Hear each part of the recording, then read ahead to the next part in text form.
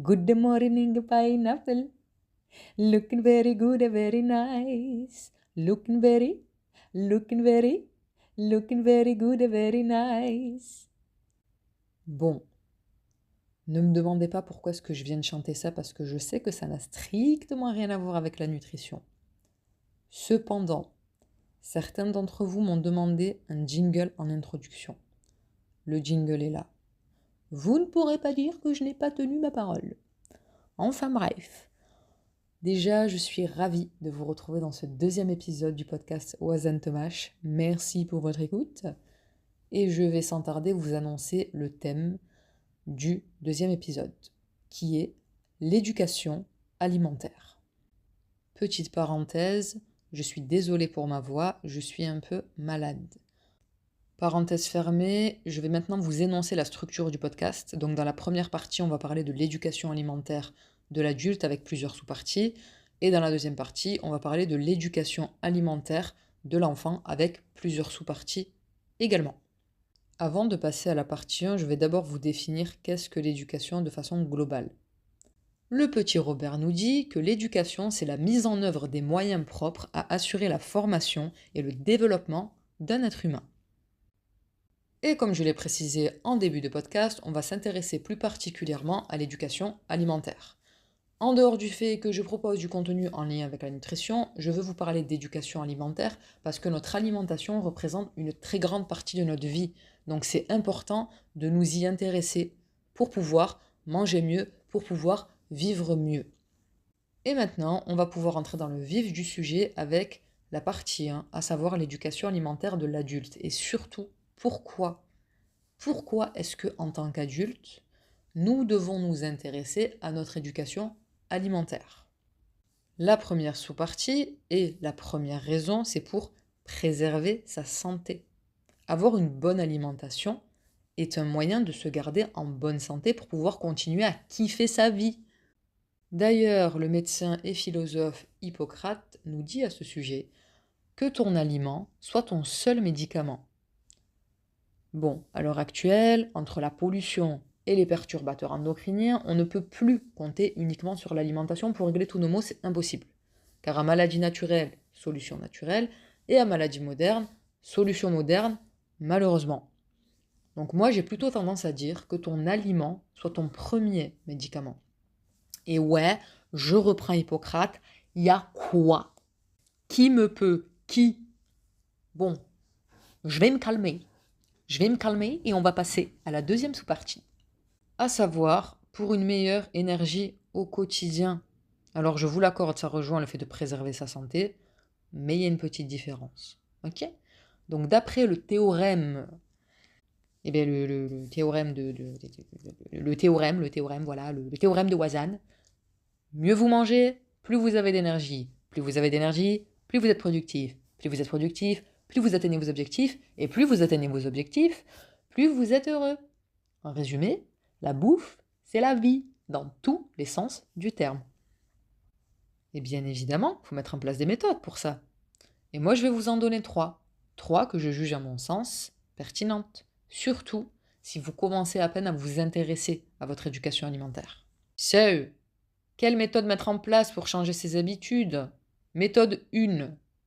Prendre conscience, à savoir conscientiser. Pour les personnes qui n'ont pas écouté mon premier épisode, je vous conseille d'aller l'écouter parce que je parle de la conscientisation. Donc, prendre conscience de ce que l'on consomme et donc de ce que contiennent vos aliments en lisant les étiquettes. Et vous avez des applications pour ça, notamment Yuka, que vous connaissez probablement toutes et tous. Alors non seulement cette application n'a absolument aucun scrupule à dire si c'est bien ou si c'est médiocre, c'est-à-dire qu'il n'y a pas de Yuka, je l'aime, Yuka ne prend pas de pincettes, Yuka te dit que c'est médiocre, donc c'est médiocre. Mais en plus, cerise sur le gâteau, elle vous propose des alternatives, cette super application. Et non, je ne suis pas rémunérée par Yuka, j'ai 3 vues qui se courent après, donc on n'est pas encore à ce stade. Là, c'est vraiment juste du kiff, du partage, tout ça. Donc, je disais, Yuka est super parce qu'elle vous propose des alternatives aux aliments que vous avez l'habitude de consommer et qui, généralement, ont un Nutri-Score. Le Nutri-Score, il n'existe pas dans l'alphabet. Genre, le truc, c'est Nutri-Score pi, tu vois, WTF quoi. Du coup, vous allez pouvoir continuer à consommer des aliments que vous aimez bien, mais de meilleure qualité pour votre santé. Et ça, si franchement c'est pas génial, moi je vois pas ce qui est génial dans la vie, franchement. Qu'on se le dise. Vous savez, quand j'étais en master, j'ai même découvert que Yuka, grâce à son application, a fait bouger les gros de l'industrie. Elle les a fait bouger, vous vous rendez compte? Il y a des gros de l'industrie qui se sont dit, bon, à cause, ou plutôt grâce à cette application, on perd de l'argent. Du coup, on a deux solutions. Soit on ment aux gens en leur disant que oui, nos recettes sont super géniales, ne vous inquiétez pas. Sauf qu'aujourd'hui, avec Internet, en un claquement de doigts, on découvre que c'est faux. Et si on découvre que c'est faux, ils sont dans la muerte. Ou dans la mierda plutôt. Dans la muerte, non mais sérieusement quoi. Et changer la composition de leurs produits. Eh bien, il y a des gros de l'industrie, je vous invite à faire la recherche. Il y a des gros de l'industrie qui ont changé la recette de certains des produits qu'ils vendaient pour s'adapter à leurs consommateurs, grâce à Yuka. Donc, il y a une nana qui un jour s'est réveillée et qui s'est dit, je vais lancer une appli pour aider les gens à mieux manger. Et aujourd'hui, son application, elle s'est imposée dans le game. Elle a dit, bon, maintenant, moi, si tu ne t'adaptes pas à moi, les consommateurs vont arrêter de consommer ton produit, donc soit tu t'adaptes, soit tu gardes la pêche. Ils n'ont pas voulu garder la pêche, donc ils se sont adaptés.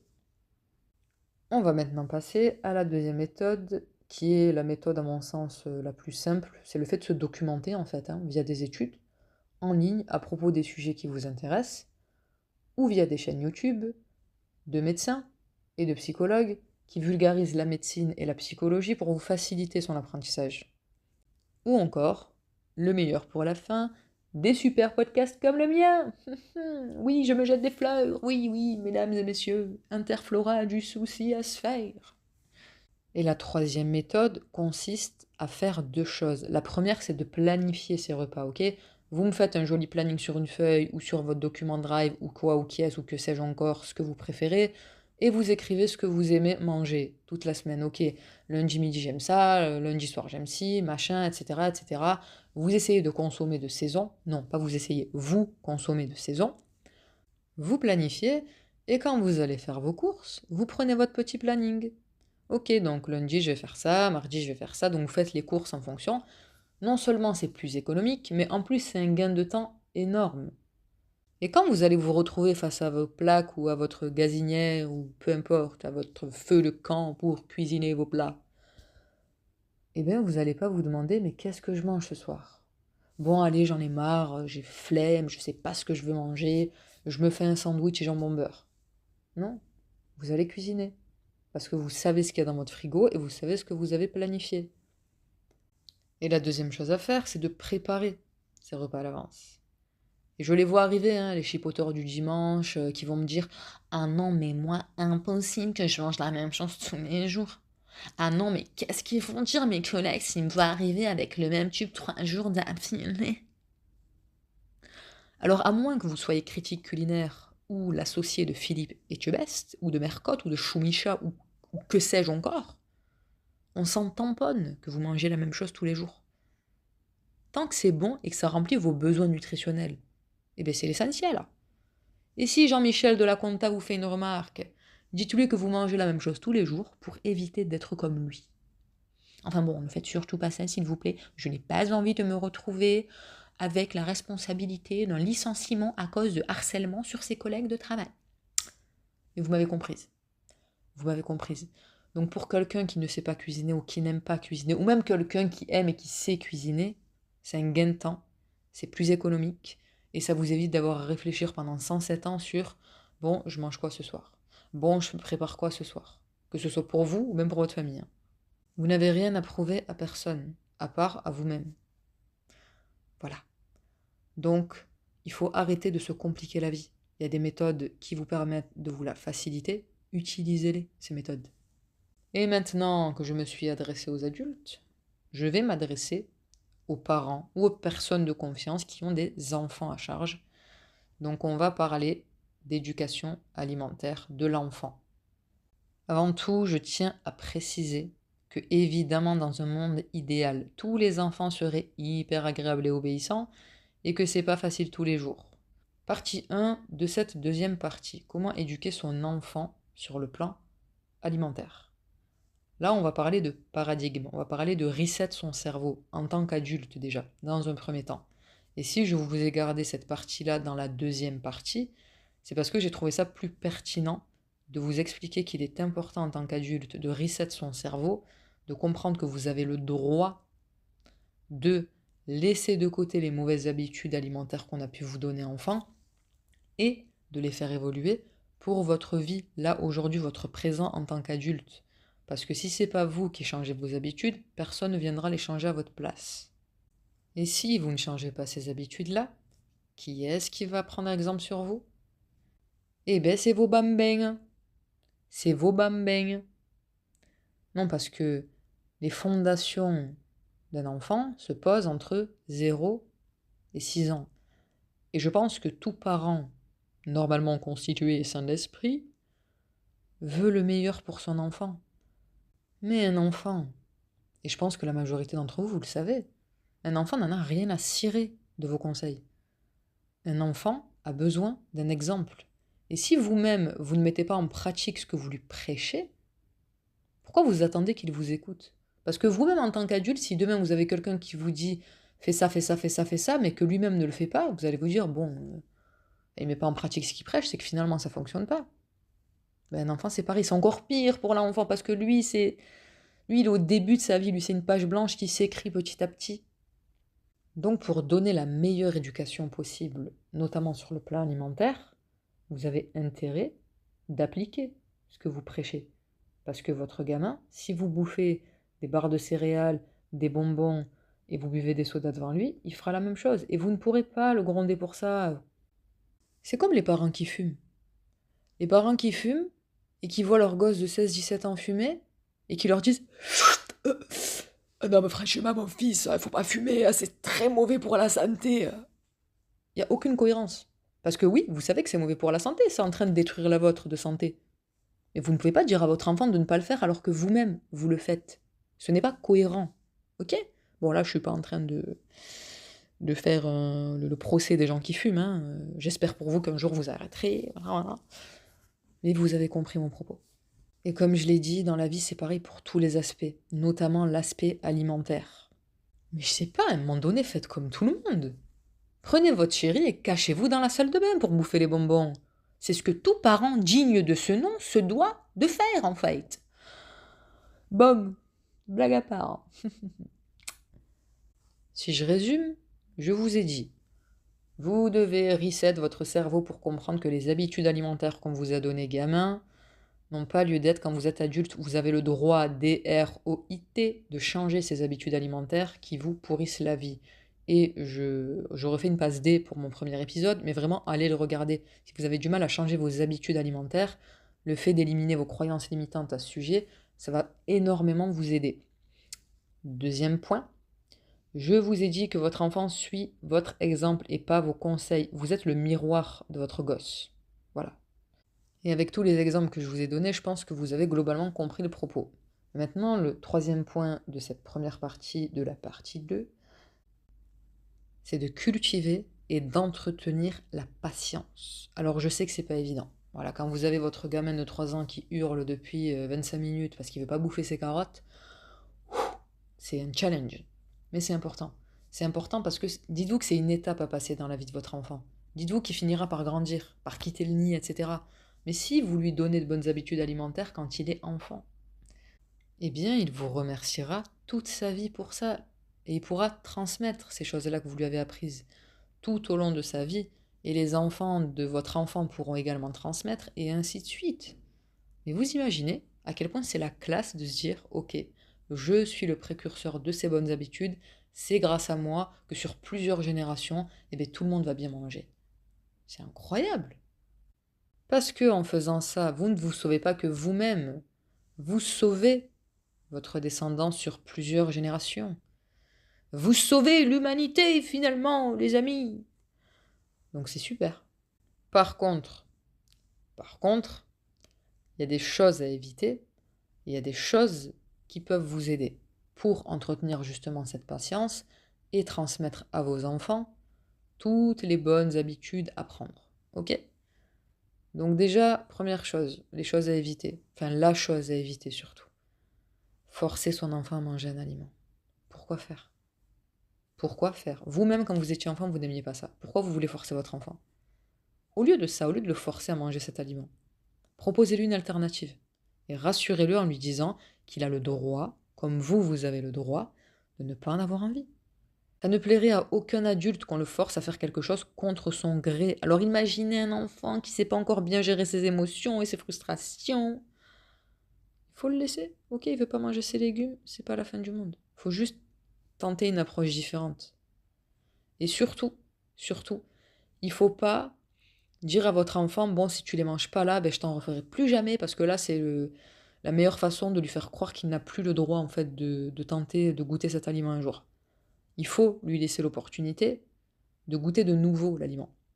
Lui dire, par exemple, je sais que tu ne sautes pas au plafond à l'idée de manger des carottes, mais je les ai cuisinées différemment. Est-ce que tu veux au moins essayer? Et en fait, à ce moment-là, il se sentira considéré que vous lui donnez cette responsabilité, aussi petite soit-elle. Et peut-être qu'à partir de là, il va kiffer l'aliment, cuisiner de cette façon-là. Super, victoire pour vous en tant que parent. Et je sais que c'est pas évident, hein, parce que quand vous faites 10 heures de taf d'affilée, que vous rentrez, que vous êtes éreinté, et ben vous n'avez pas spécialement envie d'avoir un enfant de 3 ans en face de vous qui vous gueule dessus et qui vous dit moi je veux pas ça, t'es pas content, c'est pareil. Non, parce que voilà, à deux doigts d'aller le déposer à la DAS, quoi, le minot. Mais c'est vous l'adulte. C'est vous l'adulte, c'est vous qui êtes censé savoir gérer vos émotions et votre frustration. Et encore une fois, c'est pas facile tous les jours, mais le petit il a rien demandé, il a pas demandé d'être là. Donc ok, il veut pas ses carottes. Ben on fait en sorte de proposer une alternative. On fait en sorte de proposer un autre légume, quelque chose qui pourra peut-être plus apprécier.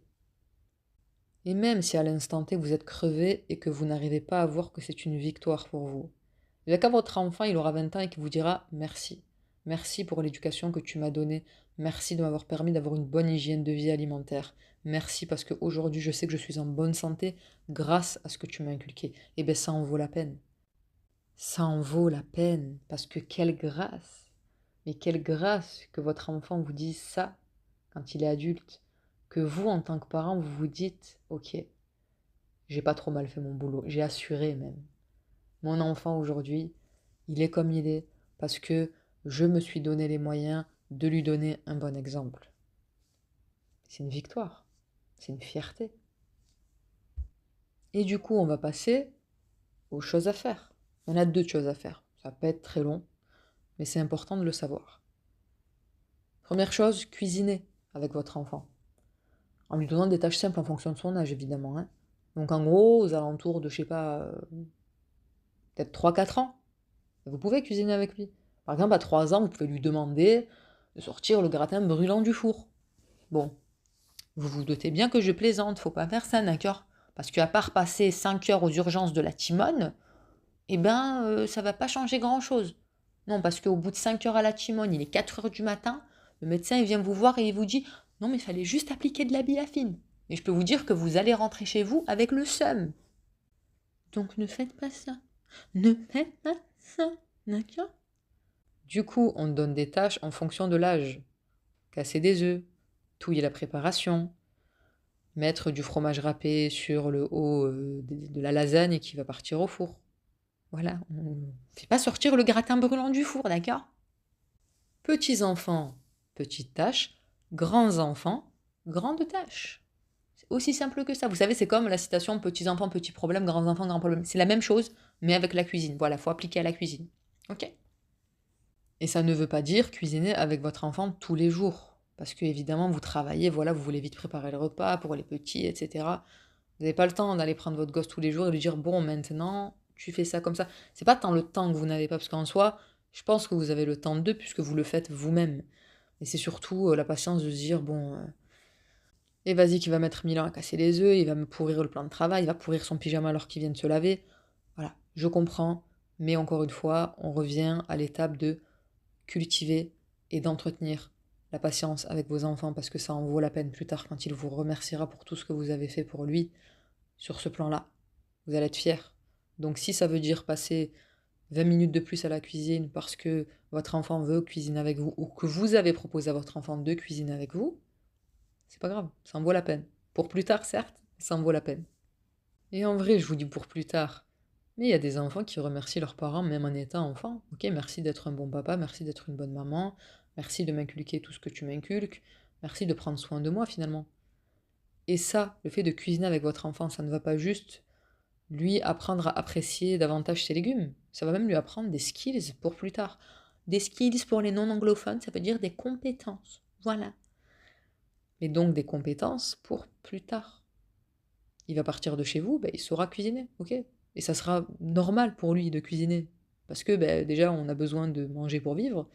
Et surtout que, comme je l'ai dit au début, la bouffe, c'est la vie. Donc imaginez si en plus il sait bien cuisiner. Mais quelle grâce, quel kiff! Et pour revenir au fait que cuisiner avec votre enfant, ça va lui permettre à lui de se sentir utile dans les étapes du repas que vous êtes en train de préparer, et donc d'avoir plus envie de le manger. Parce que, attends, c'est lui qui l'a préparé, forcément il va avoir envie de goûter à ce qu'il a fait avec vous, même si c'est des légumes, même si c'est des légumes qu'à la base il n'apprécie pas, parce que vous allez les assaisonner avec lui, vous allez les faire cuire avec lui, vous allez lui expliquer les différentes étapes du repas que vous êtes en train de préparer, et ça va lui donner plus envie de manger le plat que vous êtes en train de préparer, parce que, encore une fois, il l'aura préparé avec vous. Et la dernière étape, bon, cette étape-là, ça demande un coût. Ça demande un coût, donc il n'y a pas tout le monde qui pourra l'appliquer. Et de toute façon, c'est pas du tout obligatoire. C'est juste un tips supplémentaire pour aider à. Donc si vous pouvez appliquer, faites-le. Si vous ne pouvez pas appliquer, c'est pas la fin des haricots. Sans mauvais jeu de mots avec la nutrition, tout ça. Donc, je disais, je vous conseille d'utiliser la colorimétrie. Par définition, c'est la discipline psychophysique qui se donne pour objectif la mesure de la couleur. Elle relie les mesures physiques effectuées sur la lumière aux perceptions colorées. Je vous l'accorde, c'est du chinois. C'est du chinois. Donc pour vulgariser la définition, en gros la colorimétrie, c'est le fait de prendre des couleurs opposées les unes aux autres, mais qui se contrastent. Concernant la cuisine, et en fonction de ce que vous proposez comme repas à votre enfant, la couleur de la vaisselle aurait un impact sur le cerveau de votre enfant et même sur le vôtre, parce qu'elle va rendre les aliments plus attrayants visuellement, et donc par extension, vous aurez la sensation qu'ils sont même plus goûtus. Petit big up à ma cousine pour ce mot. Bon, évidemment, on ne peut pas avoir des assiettes de toutes les couleurs à la maison, même si ça serait hyper cool, je trouve. Et surtout parce que, comme je l'ai dit, ça représente un coût. Mais la majorité des aliments qu'on cuisine, que ce soit au printemps, en été, en hiver, en automne, ont plus ou moins les mêmes couleurs. Donc à savoir le vert, le blanc, le orange, le rouge, le jaune, etc. Donc je vous laisse le loisir d'aller chercher en ligne des exemples de palettes de colorimétrie, c'est toutes les mêmes quasiment. C'est plus amusant de le découvrir par soi-même. En fait, soyez des marketeurs. Soyez des marketeurs et des marketeuses avec vos enfants. Si vous voulez éviter que vos plats finissent dans la gamelle de l'animal de compagnie, c'est-à-dire le petit frère ou la petite sœur cadette, ça peut être une super méthode. Et pour vous donner un exemple, si vous cuisinez un plat avec des couleurs plutôt jaunes, plutôt orangées, et que vous avez des assiettes violettes ou bordeaux, eh bien le jaune va contraster sur le bordeaux, et ça va rendre le plat que vous avez cuisiné plus attrayant. Et peut-être que votre enfant aura plus envie d'y goûter ou de le manger que si l'assiette avait été blanche, par exemple. Et surtout, point très important, vous n'êtes pas obligé d'acheter des assiettes pour tous vos enfants, vous achetez uniquement pour l'enfant préféré, pour l'enfant qui sur le long terme va... Non bon, je déconne, évidemment je déconne, on achète pour tous ses enfants. Pas besoin d'en acheter pour les adultes. Enfin, pour le kiff, faites-le si vous voulez, mais pas besoin d'en acheter pour les adultes. Vous savez que vous avez besoin de manger vos légumes et vous savez que vous allez les manger dans tous les cas. Il y a certains enfants qui parfois, eux, ont besoin d'être convaincus par leurs parents. Donc voilà, c'est une expérience à tenter avec vos bambins. Et je pense que ça va les rendre heureux, vos bambins. Par contre, on évite de leur dire le pourquoi du comment. Hein. Voilà, si vous voulez leur dire j'ai acheté des assiettes colorées pour le kiff, faites-le. Mais ne leur dites pas j'ai acheté des assiettes colorées pour que tu puisses manger tes légumes parce que d'après le théorème de la colorimétrie, tu vas bouffer plus de tomates jaunes avec une assiette violette que s'il n'y avait pas d'assiette violette. Non, parce que les enfants, ils aiment bien le challenge. Donc si vous leur dites ça, ils vont dire: ah bon? Eh ben rien que pour ça, je les mange pas non plus dans ton assiette violette. Et du coup, l'assiette va terminer dans le meuble et ne va plus jamais bouger du meuble, et c'est dommage. Bon, après, c'est vous qui allez pouvoir l'utiliser. Mais c'est dommage quand même. Donc, en résumé de ce podcast, on a parlé éducation alimentaire de l'adulte et éducation alimentaire de l'enfant. Pour les adultes, on s'éduque alimentairement parlant parce que petit 1, c'est meilleur pour votre santé, petit 2, ça vous donne plus d'énergie, petit 3, vous avez le droit de vous éduquer, de changer vos habitudes, faut pas être fataliste. Oui, non, comme on m'a fait manger des mauvaises choses toute ma vie, ben je peux pas changer. Non, vous pouvez, ok? Si vous pouvez vous lever tous les matins en bonne santé et avec les capacités de changer les choses, vous changez les choses. Ce n'est pas simple, personne ne dit que c'est simple. Comme je l'ai dit dans mon précédent podcast, je ne suis pas là pour vous dire que c'est facile, je suis là pour vous dire que vous êtes capable d'y arriver. Et enfin, je vous ai donné des méthodes pour y arriver que je vous invite à réécouter si vous n'avez pas pris de notes. Et si vous avez pris de notes, eh bien, je vous applaudis. Bravo messieurs, dames, ça veut dire que vous avez envie de passer à l'action. Ensuite, résumé de la partie 2, à savoir l'éducation alimentaire de l'enfant par les parents ou la personne ou les personnes de confiance, à savoir comment éduquer son enfant sur le plan alimentaire. On construit un bon paradigme, une bonne base pour votre enfant et on modifie son propre paradigme si nécessaire. Ensuite, on se comporte de la façon dont on veut que son enfant se comporte aussi. Voilà. On ne mange pas mal devant lui, on ne se dénigre pas devant lui, sinon il va faire exactement la même chose que vous. Dernier point, on cultive et on entretient la patience. C'est hyper important, comme je vous l'ai dit plusieurs fois. Votre enfant n'a pas demandé à être là. Donc vous ne pouvez pas lui faire regretter sa présence sur cette planète, alors que, à la base, c'est pas trop de sa faute, Tomino, quoi, tu vois. Enfin, les choses à éviter, à savoir forcer son enfant à manger certains aliments, et les choses à faire, cuisiner avec votre enfant et utiliser la colorimétrie si possible. Et j'ai 2 dernières petites choses à vous dire avant de vous laisser. La première, tout ce que je vous ai expliqué dans cet épisode, toutes les méthodes que je vous ai données, vous pouvez l'appliquer à tous les autres aspects de votre vie, pas uniquement à votre éducation alimentaire, que ce soit pour vous en tant qu'adulte, ou pour vos futurs enfants, ou pour vos enfants que vous avez déjà. Et la deuxième chose, c'est une citation que j'ai lue sur le compte Instagram psychologue.net que je vous invite à suivre, ce compte est extrêmement intéressant. Donc la citation est la suivante. 2 points à la ligne, ouvrez les guillemets. Les personnes ne décident pas de leur avenir, elles décident de leurs habitudes et ce sont leurs habitudes qui décident de leur avenir. Donc en fonction de ce que vous voulez dans la vie, il va falloir prendre des habitudes qui vous permettront d'atteindre ces choses-là. On ne peut pas atteindre une destination à reculons. Ce n'est pas possible et je sais que vous le savez. Donc, on conscientise et on passe à l'action. Merci pour votre écoute, c'était Wazan Nutrition pour le podcast Wazan Te Mâche.